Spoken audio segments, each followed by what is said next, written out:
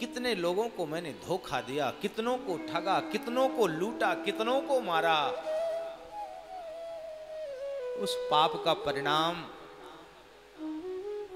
मेरे साथ है। इन उपायों से मेरी मुक्ति नहीं हो सकती, कुछ और करो।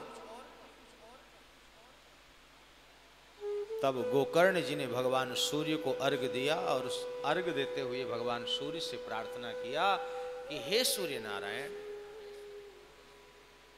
तुभ्यं नमो जगत साक्षिन् ब्रूहि मे मुक्ति हेतुकम्। हे भुवन भास्कर, जगत को प्रकाशित करने वाले हे सूर्य देव, मुक्ति का उपाय क्या है?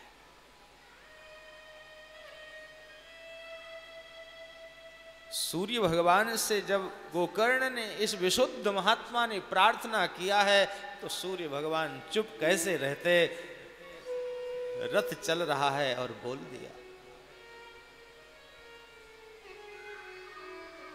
श्रीमद्भागवतान मुक्ति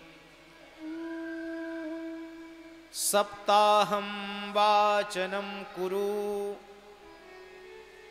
अरे गोकर्ण जी, श्रीमद् भागवत सप्ताह से मुक्ति है, यदि सप्ताह के रूप में सुनी जाए।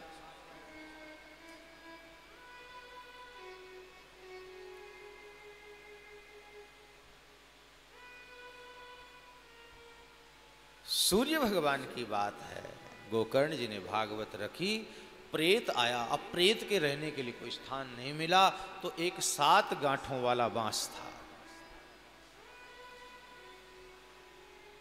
जो अंदर से पोला है, ग्रंथियां हैं।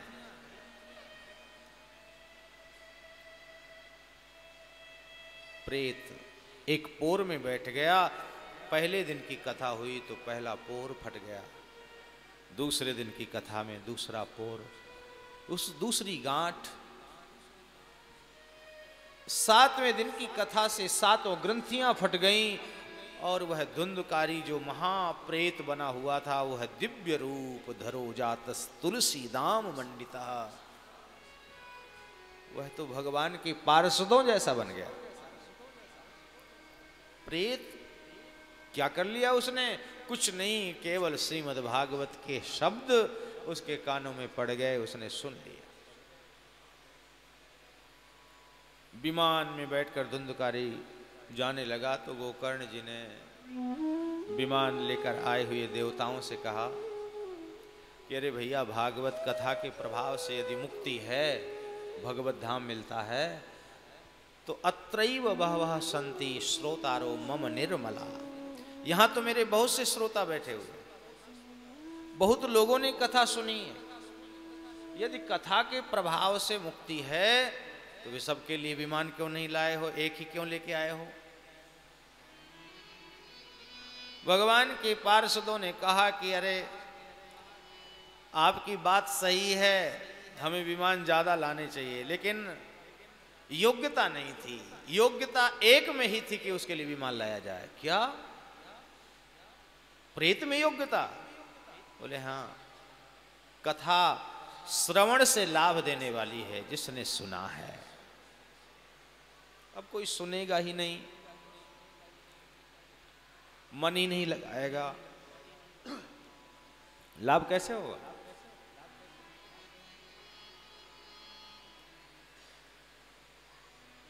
एक तो होता है श्रोता और एक होता है श्रोता। श्रोता तो सुनता है, और श्रोता जो होता है वो ध्यान रखता है कि कोई देख तो नहीं रहा, मौका लगा के बातें भी कर लेते हैं आपस में, बीच बीच में कोई ना कोई। एक तो श्रोता, दूसरा श्रोता, और तीसरा सोता। वो तो बस टिकने की जगह देख लेते हैं, और फिर सोएंगे भी कैसे नहीं, जब इतना अच्छा नाश्ता मिल जाता है, ब्रेकफास्ट, टाइम से लंच तैयार, स्वादिष्ट, भरपूर, रहने के लिए इतने सुंदर कमरे, तो फिर कमरों में जब नहीं सोने देंगे महिपाल जी की, आओ जी कथा का टाइम हो गया है, कथा सुनने आए हो, यहाँ सोने आए हो क्या? तो ठीक है, आकर यहीं बैठ जाते हैं।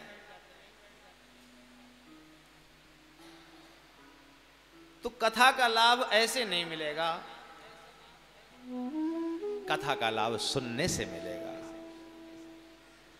मनोयोग से, प्रेम से सुनो।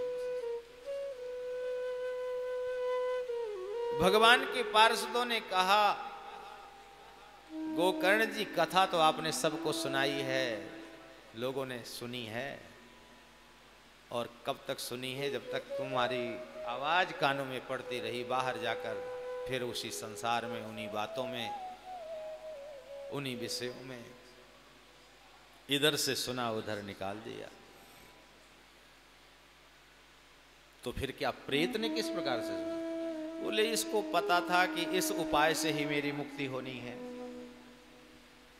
तो वह दिन भर तो सुनता था और रात भर उसका चिंतन करता था, मनन करता था कि आज क्या क्या सुना।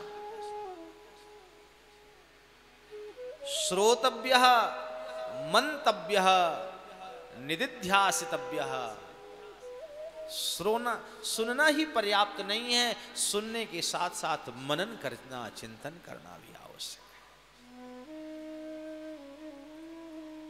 इस प्रेत ने